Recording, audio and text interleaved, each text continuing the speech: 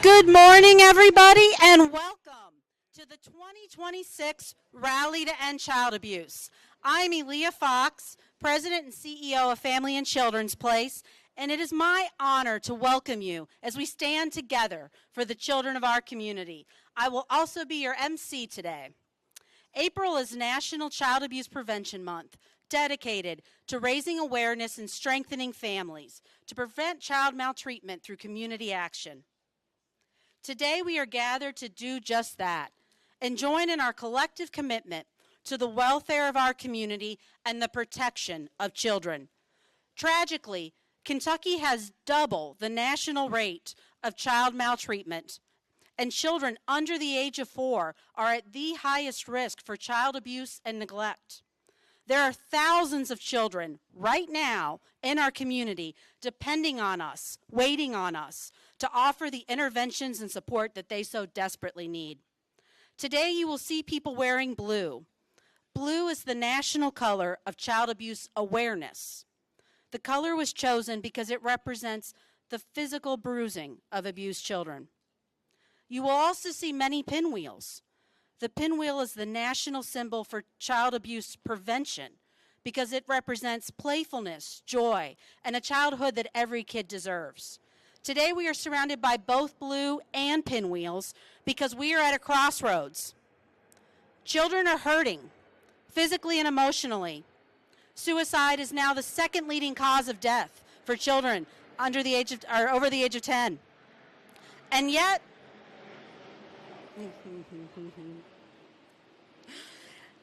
there are many of us that believe in the possibility of a day where children truly live joyful lives.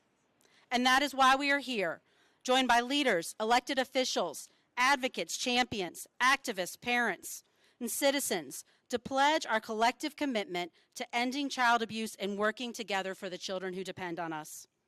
Since 1883, Family and Children's Place has served as one of Louisville's leading organizations dedicated to ending child abuse and strengthening families. We provide direct services along with education and advocacy through response and prevention. Our Child Advocacy Center, which we invite you all to stay and tour right after the rally, provides a child-focused response to abuse where professionals work together to protect children, pursue justice, and begin the healing process. Our Visitation and Parenting Services program works to safely reunite children in foster care with their families, breaking cycles of trauma for generations to come. But our work doesn't stop there. The most recent child maltreatment report showed that the single most vulnerable group for maltreatment are children under the age of 1. And this is why we focus so heavily on supporting new parents and advancing early childhood development and early childhood education. Because the best way to prevent abuse is to work upstream before abuse occurs, which we do through programs like HANDS, Head Start, and school-based services. To support parents, empower children, and help families build the strong foundations that every child deserves. Because when families are supported and children are protected, our entire community is stronger. Our programs help nearly 5,000 children and their family members every year, yet there is still so much work and so many more children who are counting on us. No single agency has the resources or the expertise to make the community-wide difference that every child needs. Every child that's hurt by abuse, neglect, family violence, or to support the families that are facing the stresses of birth and parenting. And this is why when National Child Abuse Prevention Month was created by the Child Abuse Prevention and Treatment Act of 1974, Congress specifically asked that this month encourage partnerships to support families before a crisis occurs. So to all of our partners here, including UPS and the airport down the street, I want to thank you for working alongside us and for your passion, dedication, and expertise. Will our partners please stand? I saw ECHO, I see 7 counties, I see a number of people. Please stand. Members of our multidisciplinary team, law enforcement, social services, 7 counties, other nonprofit leaders, those in health, education, prevention, and safety. Please stand. Everyone, can we give them a round of applause?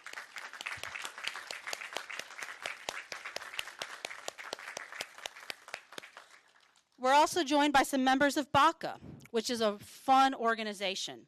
It is a group of bikers that work to empower children to not feel afraid in the world in which they live, because no child deserves to live in fear. Can our BACA friends just raise your hands?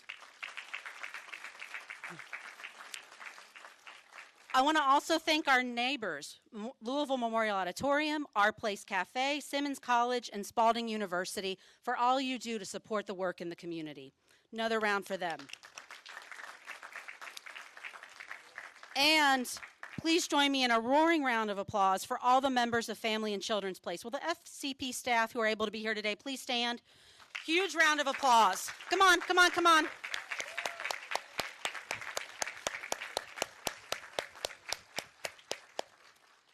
In a moment, you will hear from several community leaders and elected officials.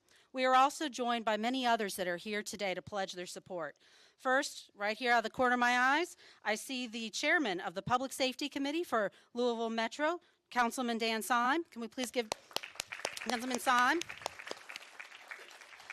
I believe we were also going to be joined by, although I don't see him, Senator Gerald Neal, Representative Grossman, and J.P. Linenger. Unfortunately, Representative Stevenson said she is exhausted after a midnight budget. So, round of applause for them. Oh, here we go. Here we go. Okay. Okay. Thank you for all you do to make our community a better place. Now to begin, it is my honor to introduce our first speaker today, Bobby Grubbs. Founder and owner of Grubbs Counseling and Consulting, Bobby is a member of the Board of Directors of Family and Children's Place and a passionate advocate for child victims. My friend and colleague, Bobby.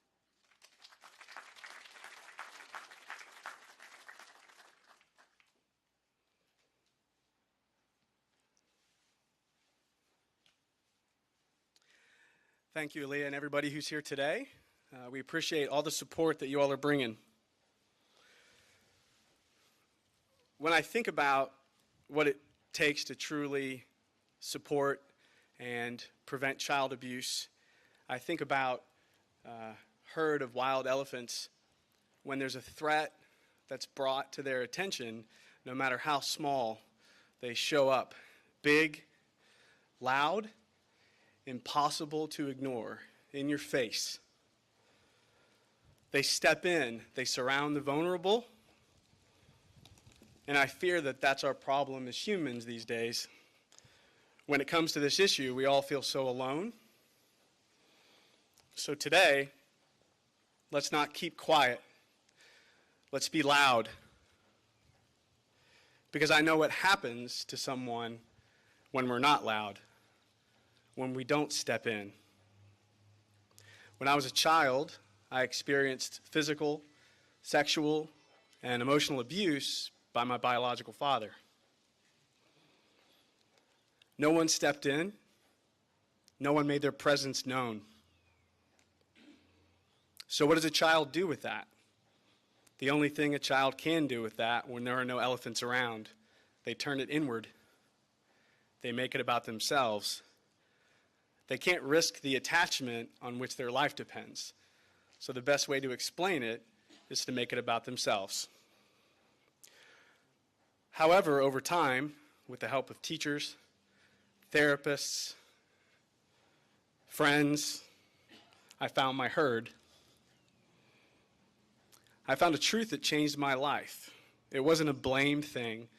It was a body thing that my body was holding on to. I found what I needed to do to survive. Healthy connections helped me see that the shame wasn't mine and I could give it back. So then I went and I started to take back all the things that were taken from me. My voice, my pride, my capability as a human. So I stand here today as a father, as a therapist, as an international trainer in trauma therapy, but most importantly, as a board member for Family and Children's Place, to stand here and be loud. They show up. They provide the services that if they had been there in my life, that burden might not have had to been carried on small shoulders for way too long. So I'm so proud to be a member of Family and Children. I'm so proud to stand here as a survivor to show you that I know that healing is capable and that this is what it looks like, right? So thank you all so much for being here. I also want to introduce somebody who reminds me of a pretty strong herd animal. First Lady Brittany Bashir showed up during the Eastern Kentucky floods, shows up for military families and children, shows up for domestic violence victims. So it's my honor to introduce someone who I believe shows up big and in your face. First Lady Brittany Bashir.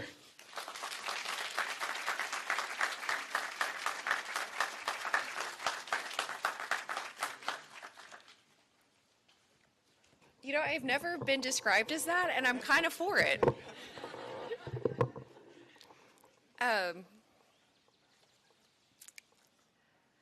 Thank you, Bobby, for sharing your story and your strength. And Sam, you're a pretty awesome kid. You've got a pretty awesome dad, and I hope you're proud of him, because I think this entire community is proud of him.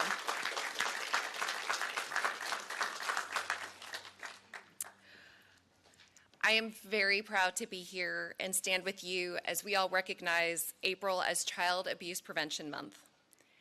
And I can't think of a better place to talk about it than right here at Family and Children's Place, one of our Commonwealth's 15 child advocacy centers. Thank you to everybody who works and volunteers here for building a safe space for our children. As First Lady and as a mom, my #1 priority is supporting and protecting Kentucky's children. Every child deserves to grow up happy, healthy, and safe. We can work together to make sure no child in our state suffers from abuse and neglect.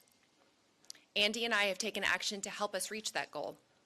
We started the Upstream Academy with Prevent Child Abuse Kentucky. This program trains at least one person from each county to identify and prevent child abuse, and then that person turns around and trains more people within their community.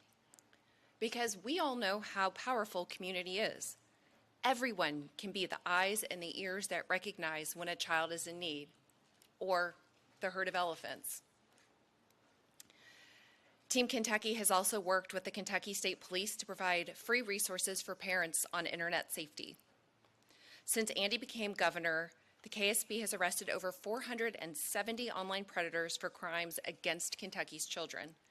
And when he was Attorney General, Andy's office arrested record numbers of child predators and trained thousands of Kentuckians to recognize, report, and prevent child abuse. From my work at Maryhurst, I've seen firsthand the irreparable harm that can be done to a young child. People who take advantage of and harm our kids need and should be held accountable. We also have a duty to help these survivors so that they may have a chance for a successful life. That's why Andy has signed legislation that goes after abusers, increases penalties, and strengthens background checks for people who work with our children. This is progress that we can build on because our children's health and safety is worth it. We cannot abandon children in their time of crisis. And while I know that not every person in the General Assembly agrees with how this year's budget has worked out, that budget will cause us to take steps back instead of forward. Unfortunately, it includes massive cuts to the Department for Community-Based Services, which will cause a reduction in hundreds of social workers who are already handling massive caseloads. It will cause delays in child abuse and neglect investigations. Our most sacred responsibility is to care for and support Kentucky's children. They are our most precious gift. It is something we can all agree on, and while I am no expert in legislative budgets, there has to be a way. There just has to be a way. When we work together, we learn together and recognize what's most important. I know we can make a difference. I want to thank everyone here today who is fighting for Kentucky's kids. Your impact does more than heal one child. When we end the cycle of abuse, we create stronger, and healthier families for generations. When we end this cycle, we create prosperity within our families and communities. Let's keep doing the work to end child abuse in Kentucky. Now I am going to present a proclamation officially recognizing April as Child Abuse Prevention Month. And I apologize, proclamations are always lengthy, and I don't have readers, so we'll see how this goes. All right. What? I mean, herd of elephants. Oh, that is so much better. Okay. All right. I don't know what fashion statement I'm making, but here we go. All right. I'm sorry. To all to whom these presents shall come. Whereas National Child Abuse Prevention Month will be recognized throughout the United States, as well as in the Commonwealth of Kentucky during the month of April 2026.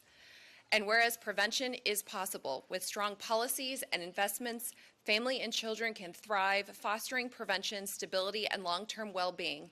And whereas the prevention of child abuse and neglect depends on each of us in the community, lifting up the families and children we know to help strengthen families, nurture our children, and ensure their safety and help them achieve their maximum potential.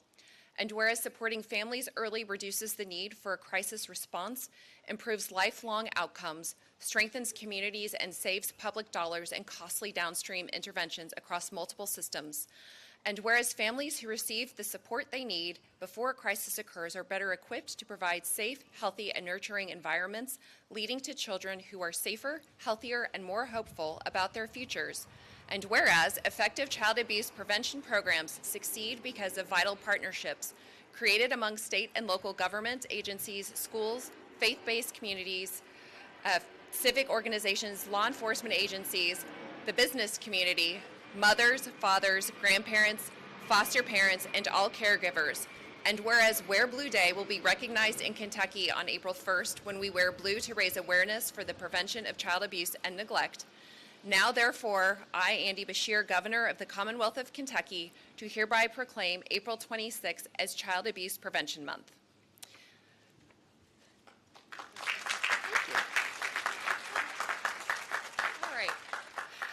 So I would like to call Mayor Craig Greenberg up to the podium as our next speaker. And while he needs no introduction, I know that you and Rachel are huge advocates for not only children in general, but in creating the environments that will help our children to thrive.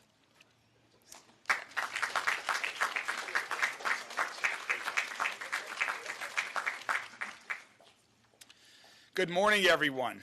It's wonderful to be with you all here at Family Children's Place once again. If I recall correctly, last year's was a slightly different temperature, so it is much more enjoyable this year. But regardless of the weather, I think it's incredibly important for all of us to be here, and that importance is reflected in the people who are here. All of you, the great partners, the colleagues here at Family and Children's Place that do this important work every day. And my colleagues, other elected officials from all political parties, from federal, state, and local levels that are joined here together. There's not often when you see this type of group of elected officials coming together. But we're here because our kids matter, because we care, we know that we can, and we must do more. As mayor, everyone's safety in Louisville is my top priority. Every person of every age in every corner of our community deserves to feel safe and be safe, especially our kids. Our kids trust the adults in their lives to protect them. And too often, as you just heard, one moving case from Bobby's experience, that trust is broken. As a father of two amazing young men, it's heartbreaking to hear of every one of these incidents. And I know that all of us here today agree that it's simply unacceptable. And that's why child abuse prevention is a shared community responsibility. None of us can do it alone. We all need organizations like Family and Children's Place to do this important work. And Leah, for over 100 years, your organization has been advocates, protectors, and champions for children in Louisville. Thank you all so much for what you do, because I know that your work, even in face of real challenges every day, we have reason for hope. We have reason to believe that we will collectively address this issue together. Everyone can play a role in this effort. By supporting organizations like Family and Children's Place, as Louisville Metro government has done, by learning the signs of abuse and neglect, and helping to create safe, nurturing environments for our kids. Please know that Louisville will remain committed to this effort, to continue to do everything we can to strengthen our families, to protect our children, to support organizations like Family and Children's Place that do this important work. I know that when we invest in our kids, especially at the earliest of ages, we're investing in them and the future of our city. Investing in our children makes our entire city safer, stronger, and healthier. So thank you to everyone here today for the work that you do, for showing up, and for standing up for Louisville's children. It is noticed, it is making a positive impact, and collectively, we will continue to make progress. Thank you all very much for what you do. And now it's my pleasure to introduce the Attorney General of our state of Kentucky, who is a great partner to the city of Louisville, to work to protect kids, young kids, older kids, to protect them from being victims of violent crime, from becoming perpetrators of violent crime, and so much more. Please join me in welcoming Attorney General Russell Coleman.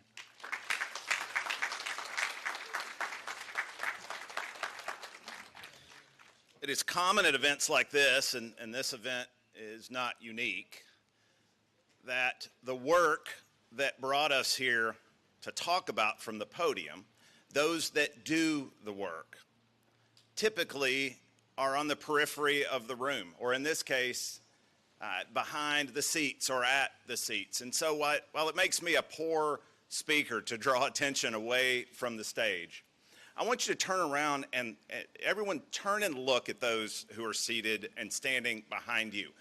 Those in uniform of the LMPD, the social workers, the advocates, even the lobbyists that are advocating, collaborating together. And Vicki, some of the who have even failed at retirement to come back into this work.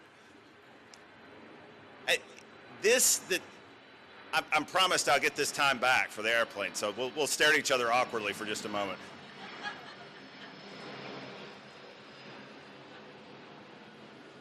You know, as Aaliyah said, no single agency has the resources to fight this wild animal, this elephant of abuse. No single agency. So it requires collaboration. Zealous collaboration is the term we use in the Attorney General's office, and it means strange bedfellows at times. It means tearing down silos. It means focusing on the mission. And to be frank, not the R or a D in parentheses after the name of the participant, which is why I want to take a moment and call out the gentleman who spoke before me, the mayor of the city of Louisville, and our Commonwealth's attorney here in Jefferson County, Drina Weathers, you'll be hearing from in a minute. It might surprise some of you that is with the letter behind my name and the background I come from, that I won't shy away from.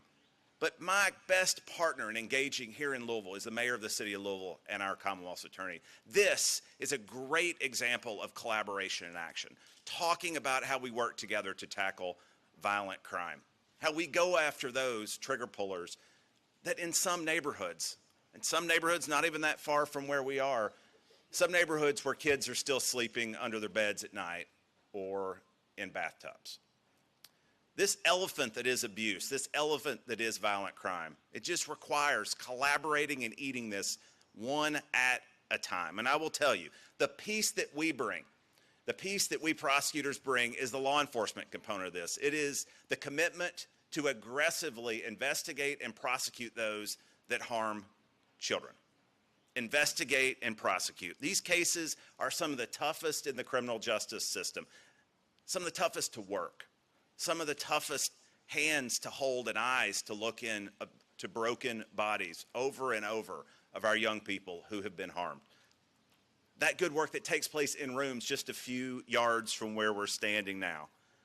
Right now, we're prosecuting a mother and a father who used makeup to cover up the bruises on their 7-year-old after tying him up and beating him repeatedly in the shower. Another case involves a 4-month-old who suffered multiple broken bones and fractures at the hands of his biological father. These cases are heartbreaking.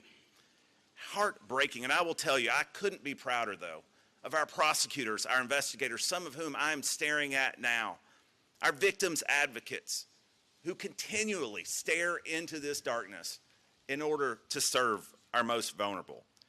That commitment, we will continue to work with the Child Abuse and Neglect Prevention Board to fund training and prevention programs here in Louisville and across the Commonwealth. Next month, we'll be reviewing applications to distribute about $60,000 in opportunities for organizations on the front lines of this life-saving work. Now, I'm not going to leave the podium without pulling this out and waving this around and saying, this, parents, grandparents, law enforcement colleagues, you know this is one of the most dangerous items in your home. Whether it's companies like TikTok or Roblox, whose very platforms and algorithms seek to monetize the harm to our kids, or whether it's predators that are using these devices and these platforms to gain access to our kids. We collectively will continue collaborating to go after that use these devices to target our kids. And I'll say this, as a dad of 3, it is very easy to allow this darkness to intimidate, to create fear. There are days that I am very nervous in the environment my 3 kids are growing up in. But I also have the privilege of seeing and working with some of the finest in our Commonwealth who choose this work. Some with a badge and a gun, some with advocacy, but choose this work over and over. And let me say how grateful I am. I'm ending where I started by just saying thank you. It's not terribly creative, but it is terribly sincere. Thank you for those on your left, on your right. Thank you for the partners behind me. Thank you for zealously collaborating to better protect our kids. And so it gives me great privilege, speaking of crossing party lines, calling up our voice here in Louisville in the United States Congress, someone who approaches these issues not only from the perspective of a member of Congress and an advocate and an attorney, but someone who approaches these issues from the perspective of a dad. And so with that, Congressman McGarvey.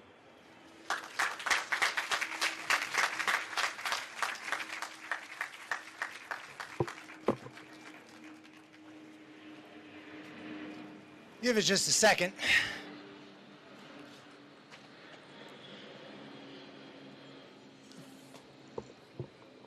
Well, Mayor, if the skies overhead are any indication, economic development is going well in Louisville. Thank you so much, General Coleman, for those incredible remarks. We've known each other since law school days. I appreciate your work on behalf of our Commonwealth, and of course, even our kids attended the same elementary school at one time, and appreciate your commitment as a dad as well. So thank you for those kind words. Thank you, everybody, for being here. Good morning. For those of you who have been to this rally in the past, I can't believe it's not raining.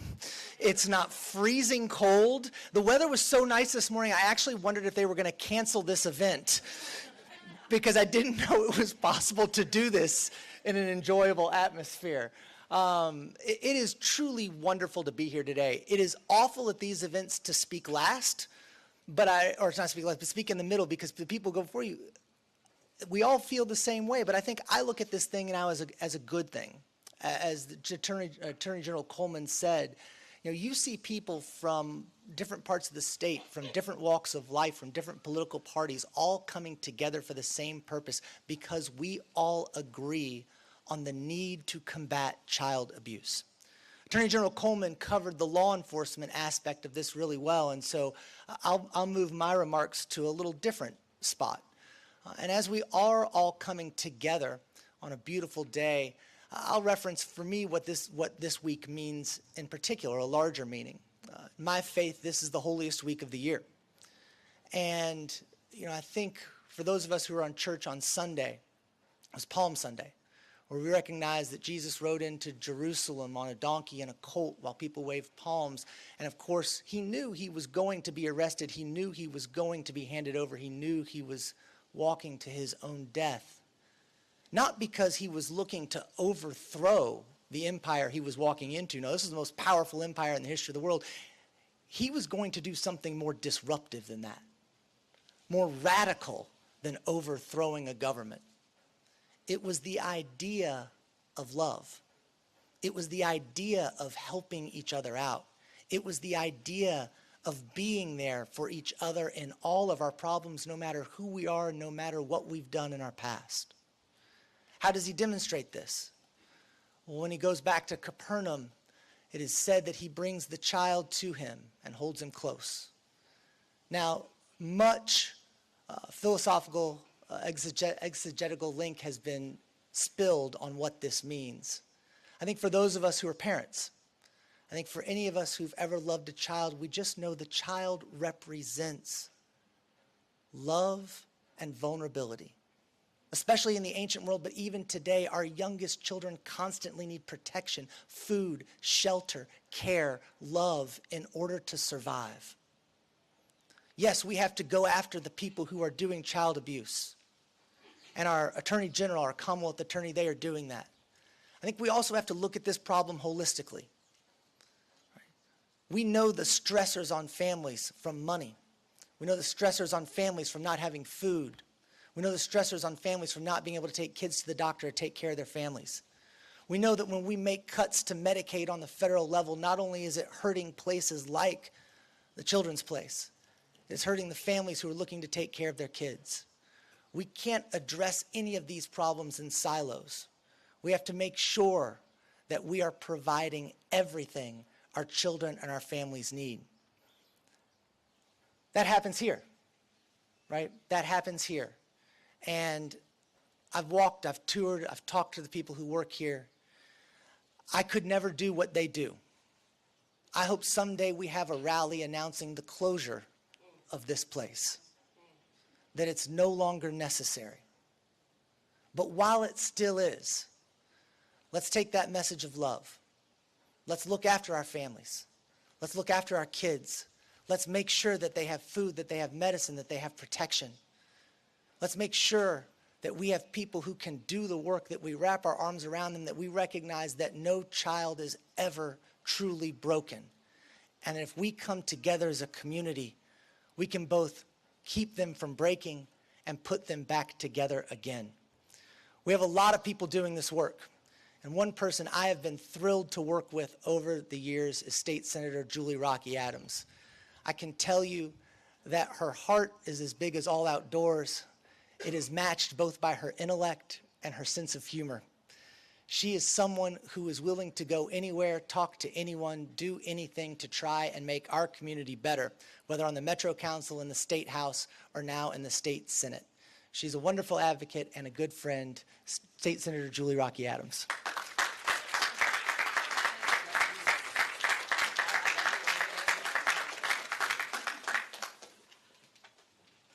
Thank you, Congressman McGarvey, and thank you all for being here today. And thank you for everything that you all do to help protect families and kids. And let's start with the simple truth that children need to feel safe, and yet that we know that too many children in our community do not feel safe. Child abuse is one of those issues that's not going to go away by just ignoring it or sticking our head in the sand. Silence allows it to continue. So today really matters, and it's really nice to see everybody here today at this rally. Before I ever served in the Kentucky State Senate, my very first job, I called it my first big girl job. I worked at the Jefferson County Child Support Division. And in that role, I saw firsthand how much stability really matters to families. And so I've taken that with me all along about how do you create that stability. There's so many factors that just influence that stability for that child or that family. And children can't advocate for themselves. And so they really need people who are in this audience and up here on behind me to do that advocating for them. And, you know, we've heard all the platitudes that we need to go, and there's no group of people that is more committed than the people that show up at this rally every year and the people who are behind me that work every day to try to make a difference. I think one of the most impactful things that I can say that the General Assembly did, you know, we talk about funding as a really important piece to all of this. But there's also a really important policy piece that matters. The funding and the policy have to go hand in hand because you can't have one without the other. And I think a really important policy piece that we did this session, and in conjunction with the Child Advocacy Centers, is we passed Senate Bill 122. And what that does is it's kind of dubbed the Family Preservation Act. We have so many families now that are dealing with incarceration in the justice system. And so what are the reasons behind that? What do we need to do to keep that family whole? One of the things I learned is that kids really want to be back at home with their family, but if their family is broken, we need to fix that. So how do we do that? How do we keep people out of the justice system and in home? So this Family Preservation Act has the judge look at, are you a primary caregiver? Are you taking care of an aging parent? What level of offense did you commit? Do you need some assistance? Do you need anger management? Do you need parenting classes? What are those wraparound services that we can provide that help that family stay intact and heal?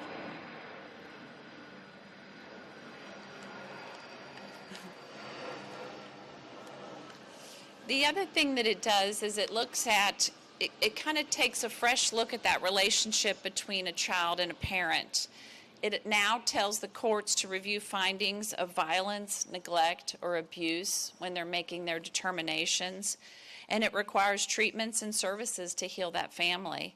It also takes a look at how we deal with mental health in our court system and what that mental health component is in sentencing and how we carry out that justice. So mental illness and dangers as they present themselves to our families are probably one of the biggest impediments to healthy living and safe kids. So as we go through today, just know that there are so many people who are on your side. There are so many people who believe in what you do, and there's so many people who care deeply about what you do. So thank you. Oh, so Keturah was like, don't mess up my introduction. And I said, I won't mess it up. And then I totally forgot. Okay. So Keturah, now that Morgan has left the Senate, I've had to find a new best friend. And so I think that Keturah is my new little best friend in the state Senate. She is amazing, and I will tell you, she brings such a needed perspective to the whole Senate. You know, sometimes we find everyone says, oh, there's just a whole bunch of old white men in the Senate. And then I know. And so here we go. We got another girl. We've got somebody who just knows what she's talking about, and she works harder than anyone I've ever met. So, Keturah Herron, State Senator.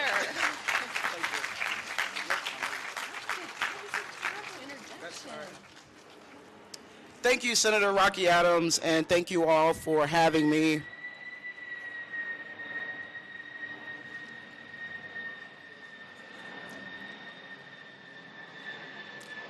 And I also want to say welcome to Senate District 35. This is the district that I represent. This is my neighborhood. I actually live just a couple of blocks from here.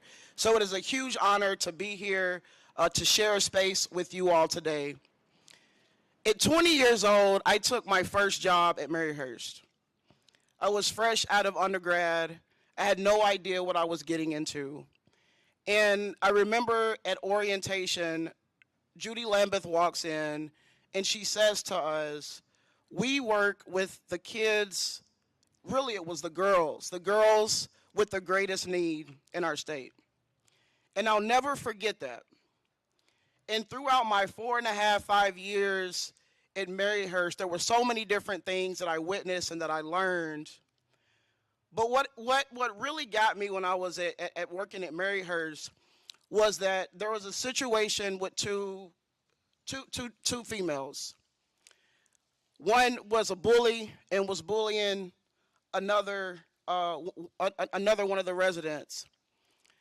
They both were working their treatment plans. One day, the girl who was being bullied, she ended up fighting back.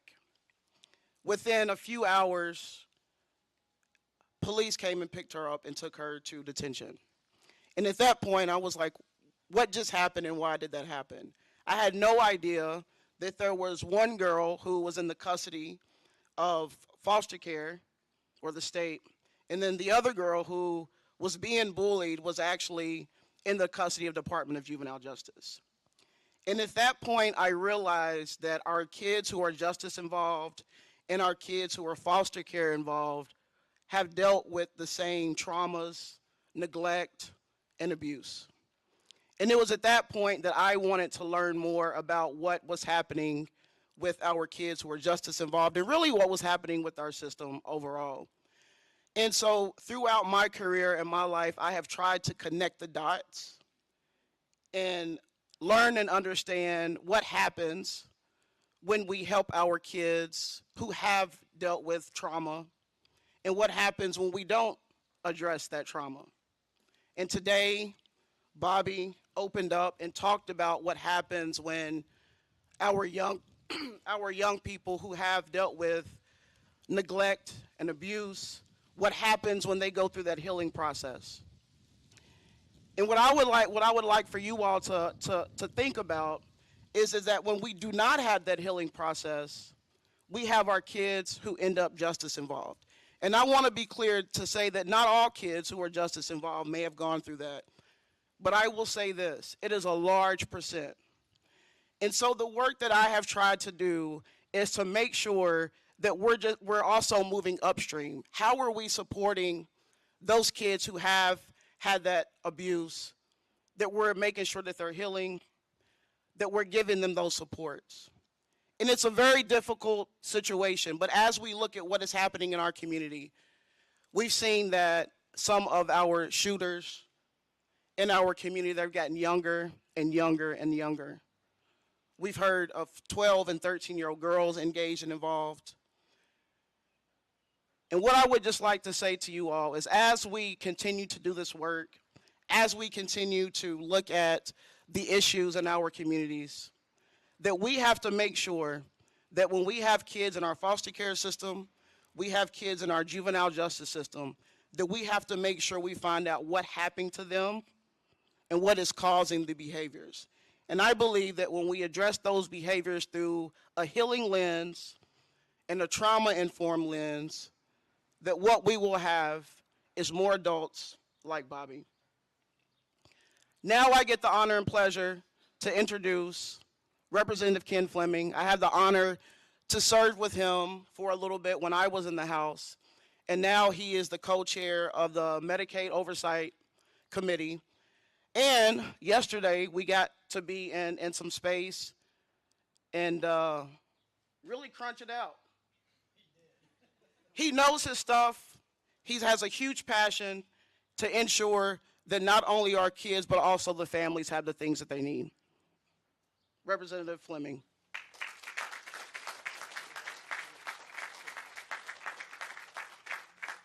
Thank you, Senator. I really appreciate that introduction, and it's a pleasure to work with her. As you mentioned, she was in the House, and I was really sorry for her to leave.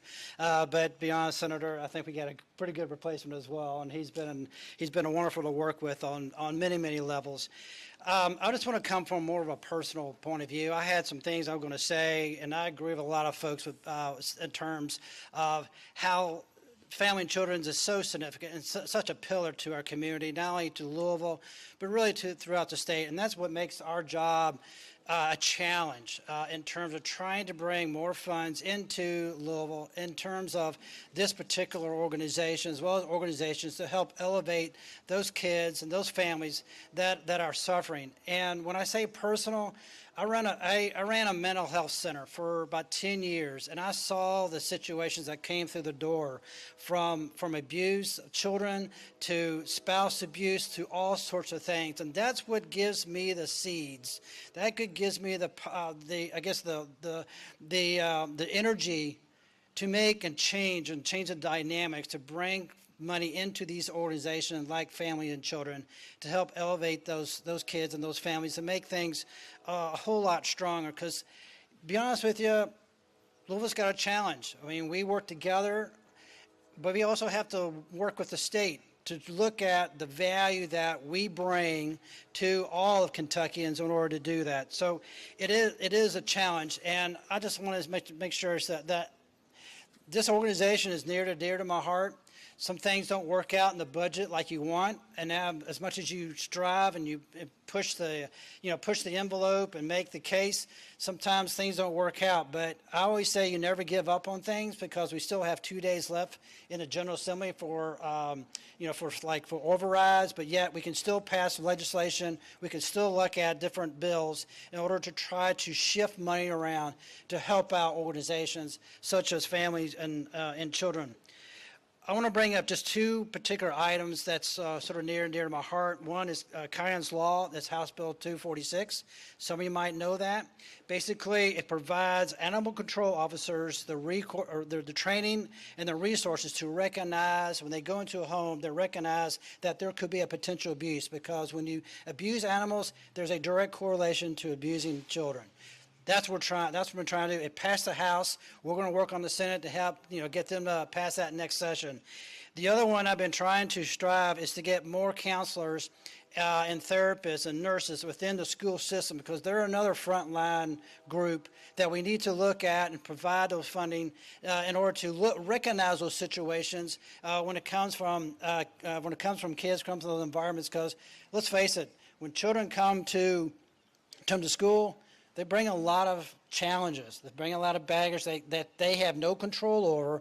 And so we need to provide a support system, not only from a moral and spiritual point of view, but also from a financial point of view. And that's what being on the chair of the Medicaid Oversight Board, along with my co-chair, Senator Adams, we're looking at reimbursement rates. We are trying to push the envelope to bring up the elevate so we can bring more professionals into the system, so we can provide more services to help out those kids and the families and so forth. So once again, these early detection programs, looking at pillars like Family and Children's, is very, very near and dear to our heart. And you can count on myself, and I'm sure I can count on my colleagues in the General Assembly. We're going to continue the fight. We're going to make sure that our voices are heard louder and stronger and more repetitive in order to make things happen. So thank you very much for allowing me to be here. It's a pleasure to work with Ms. Fox and, in this organization. We'll continue the fight. And it's my pleasure to introduce the Minority Whip, Joshua Watkins. He lives and represents this area. And I tell you what, his demeanor when he's on the floor, and as well as when we work together off the floor, is very sincere. It's very, very humble, and he's very much of a gentleman in terms of the way he presents his ideas and thoughts, and try to raise the level for all of us to have a better quality of life. So it's my pleasure to introduce the Minority Whip, Representative Joshua Watkins.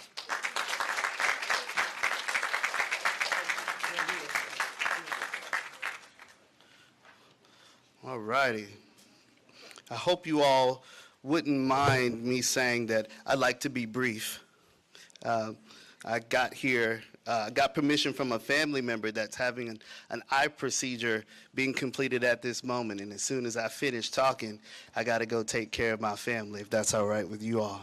But first, I must thank you to Aaliyah for all of the education and the support and the advocacy in being a very new legislator who knew some things but didn't understand the totality of the system and the work. And the staff and everybody, I've been here multiple times. I've toured the building, and I would say as a legislator, the first thing you need to do is know the people and the causes that you're representing. It's very difficult to represent people in situations and issues and organizations that you don't know, and you will never know who you never visit. So that's been an exceptional part of it. Being a part of the General Assembly as a new legislator is, y'all, it's kind of exciting. It's a little bit of crazy at times, because you come into this job thinking that you have an understanding of whatnot. I have a faith-based background, and I'm pretty sure this is no shock to anyone here, but some of the gravest instances of child abuse and such, sometimes they happen in our most solemn, sacred spaces. And it's coming from a long line of preachers and being a minister myself. I can remember at a very, very early age, the first time I witnessed a young child be exposed to child abuse. And the tough part about in our society is that silence is too normalized these days. And I think the gravest crimes are the ones you never, ever hear about. And the families that are most impacted are the people that you meet every day, that you see, who look normal on the surface, but on the inside, there's something going on. So I've tried to be a legislator. I don't know, this may come as a shock to some of you all, and I know my elder colleagues have done this, but I try to be a legislator that understands what I'm voting on.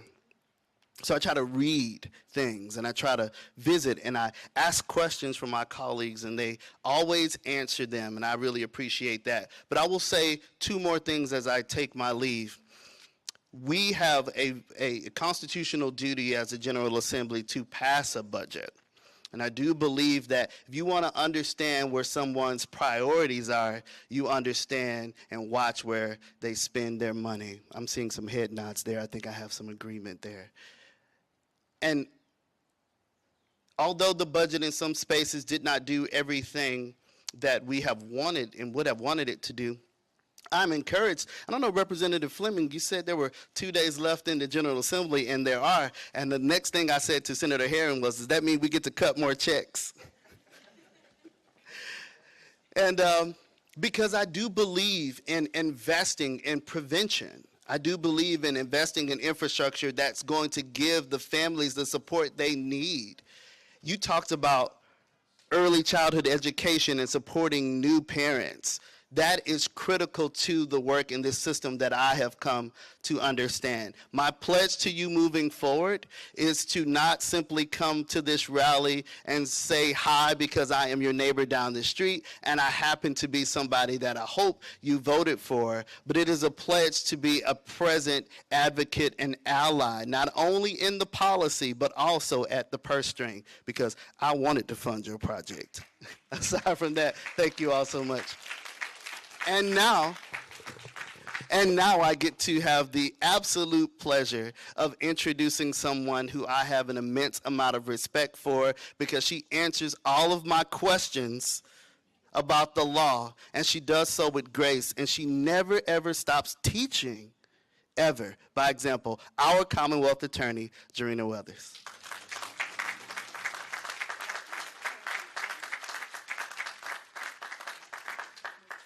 Well, good afternoon. We're almost there, aren't we? But hasn't it been wonderful? Sometimes we just need the space to be able to share with each other and share a space that we understand one another. Sometimes we don't have those many times. So I appreciate Ms. Fox. I appreciate the opportunity to be here. And I don't want to call to anybody out, but I do appreciate what Attorney General Coleman had shared with you. It is serious. You heard it at the beginning that we can't do this in a silo, and we hear that a lot, but we really, really are collaborating in many spaces, and he allows himself and his agency to do that with us, as we have some prosecutors now that work in Jefferson County, so we can be able to embrace you and embrace the community. So I thank you for that. And want to thank all the steadfast team members of the Family and Children Place and all of our guests in the audience and who share times and talents of the work. And thank you for everything that you do that is seen and unseen. And it serves as a reminder that we are all committed, elected officials, community leaders, survivors, people who worked with, directly with our children, people who don't work indirectly, to end the scourge of this violence that's happening to our children. And ending child abuse is also, as we know, it's a collective responsibility. And I remain extraordinarily just grateful to our Special Victims Unit. They are not here today because they are on their way. A couple of them are in court, and we've split them up today. There's about 15 of us in this Special Victims Unit. The other is actually doing a documentary on one of the cases that they have done. So they weren't here, but I still want to thank them because in the last 12 months, our office has handled about 159 cases of child abuse, 27 cases of child exploitation, 193 cases of child sex abuse, and 53 cases of other instances of child violence. That's what our people are doing in our office, our wonderful folk. And a lot of times people say, well, we don't really want to talk about the prosecution side. We can't do it without it, and we cannot do it without our Crimes Against Children's unit that's right behind you there. They are the ones that put together all of this information. Then it comes with the Family and Children's Place where they do interviews, they talk with our children, talk with our families, and then they make sure that we have what we have in the courtrooms to do what we need to do. Because we all know, and I say it often, some people have to be off the streets. They just have to be. And that's why we have so many of you here that have the talents of rehabilitation and mental health treatment and things. But I'm going to share with you today that this is what we do in prosecution. So there are not just numbers that are abstract, they represent a family. And we want to make sure that we can't fully mend the damage inflicted by our children and our families. But we do want to be part of the front lines to help pick up the pieces, give them a fighting chance, and allow them to have a wholesome, healthy, and productive life. That is what we're here for. And I'm going to move down a little bit. But without the bravery of our survivors who step up to keep predators behind bars, we will not be able to hold these criminals accountable. This is just an example of what I mean by tackling child abuse, being a team effort, and moving forward. So SVU and our team that work with everyone else, we just cannot do it without them. Many of you all know Chris Foster. Many of you all know Andrew Ronhart. There are going to be some great changes in SVU, but those are some things that we all wanted, and so you'll see that in not too long from now. But we created a new multi-agency collaborative video for victims and survivors of crimes in general, and that wasn't just with our victim advocates, but our victim advocates from LMPD. To help those families navigate the next steps in the courtroom. There's nothing more intimidating than having to deal with what's going on with your life and then walk into this craziness that we have every day in our courtrooms. We're used to it, but other people are not.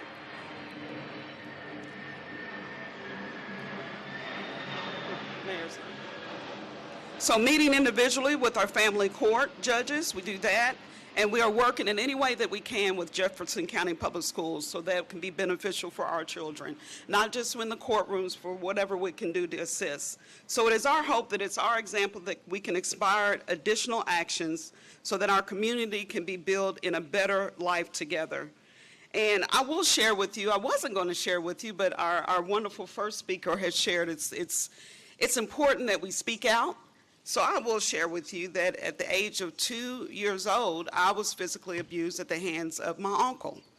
And I share that with you because everybody reacts differently. I had a tendency to hold it in, keep it separate, and just fight. I mean, and you compartmentalize. Many people do, but that's what I do.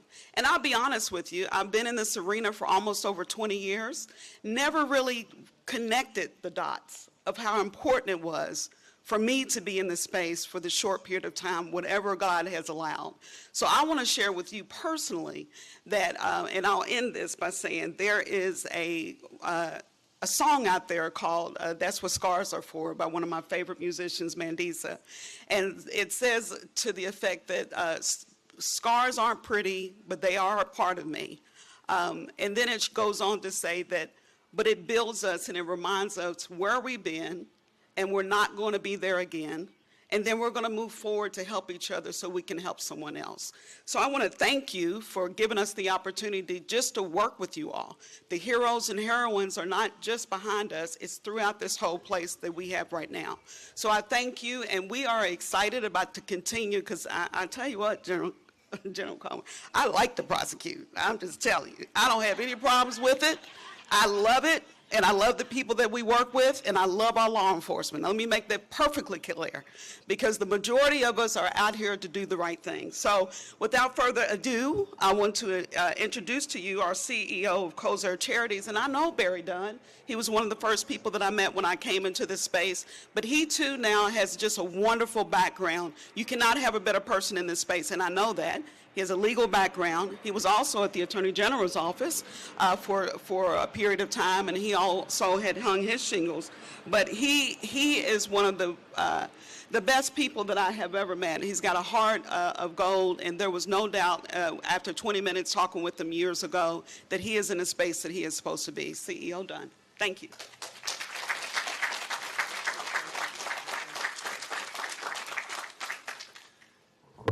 Well, thank you, Jarena, for that kind introduction. About 2 decades ago, a landmark piece called Unto the Third Generation was published. And the premise of this article was that child abuse and neglect can be stopped, but it's going to take 120 years. My friends, I'm here to tell you today, it's not going to end in our lifetime. But there have to be keepers of the promise that one day it will end. And so the preachers have to preach, the prosecutors have to prosecute, the parents have to parent. And today, my ask, my hope, is that we realize, much like Esther, that perhaps we were placed here for a time just like this. Perhaps it is on us to ensure that those 120 years can get fast-tracked. See, there are a whole lot of kids out there today who need more than just a game plan. They need your help. They need action. I'm blessed to be here among many people who care about this. And I'm striving each and every day with so many others to ensure that there's a unified voice on this front, on this epidemic. We can't go into our respective corners. We can't have totem pole conversations about who gets credit for this or who gets credit for that. We have to have action, friends. We have to have actions, or generations and generations more of children are going to succumb to the same fate. See, I believe that change is possible. I believe that we can end it in a lot sooner than 120 years, but I think it's going to take us making changes and making those today. What better week to make that pledge than this week, Holy Week? Friends, we have so many avenues to end child abuse and neglect. I personally happen to think that one of them is by turning to our Savior. I believe that the good book tells us for a reason in Proverbs, start your children off on the way they should go, and even when they are old, they will not turn from it. Will you do that? Will you do that? Will you be a part of that? So I'm going to ask for 4 things today. I'm going to ask for 4 things. First, if you know someone who has a baby or an infant, tell them it's okay for that child to cry, and it's okay for that parent or that guardian to set that child down. Too often, we hear the crying, we hear the noise, we think we're doing something wrong, we feel guilt because I can't solve the problem. Folks, it's okay to lay that baby down when that baby cries and to walk away. Take a breath. Second, if you're the parent or guardian of a toddler, put the medicine and put the drugs away. Safe medication storage is instrumental to preventing child abuse and neglect. Every 6 minutes, a child's going to an ER after ingesting something that they shouldn't. Will you please put the medicine and put the drugs away? Third, if you are the parent of a preschooler or an elementary school child, find a trusted adult that you can hand that child off to when something comes up. We know that there are child care deserts throughout our community. We have to do something about that, but today the step that you can take is to find that trusted adult that when something happens, when you get that job interview you've longed for, when you have that issue that comes up, that person that gets sick, You have someone to take that child to who can care for them while you tend to whatever business it is, as opposed to leaving that child home alone. And lastly, and General Coleman touched on this, if you are the parent of a middle school or a high school child, please, I'm begging you, know what's happening on that child's phone, that child's iPad, that child's computer. Please know about internet safety. Be a parent. Don't avoid the hard conversations. If we do those things, that generational curse can subside and it can be ended. And I pray to God each and every day that it is. With that, it's my honor to introduce Natalie Pesquenza, who is the relatively new director of the Child Advocacy Centers of Kentucky. They do such great work there. Natalie's coming from a background where she is going to implement very positive change, and she's going to do it to the betterment of our kids. Natalie?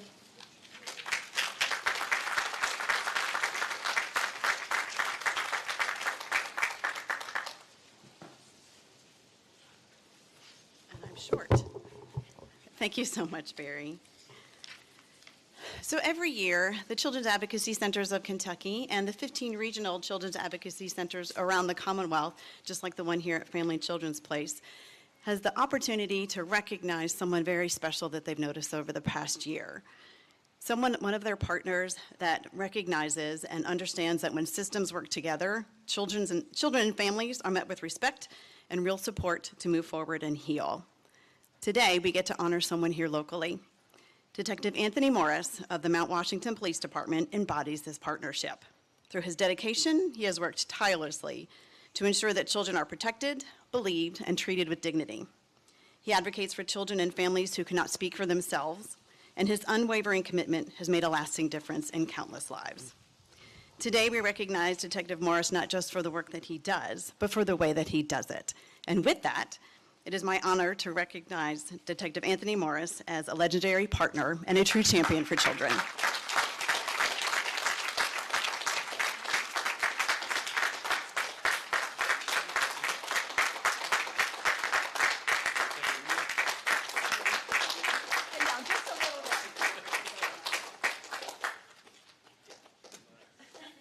With his own very special cape.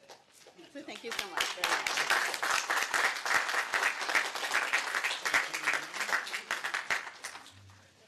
Hand it back over to Thank you again to all of our speakers. Thank you, Natalie, and thank you, Detective Morris, for reminding us that while there is suffering, there are also heroes walking amongst us. So this concludes the rally. Please stay. We've got food. We've got an open house. We've got tours. Kristen, where are you? There she is. If you would like to go over right now and begin touring the Child Advocacy Center, we also have Vicki, Yamale, Emily, all y'all. Raise your hands, raise your hands.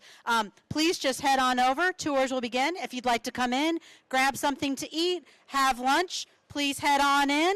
And thank you all again for being here. This is the beginning of Child Abuse Prevention and Awareness Month. Let's make it count. Thank you, guys.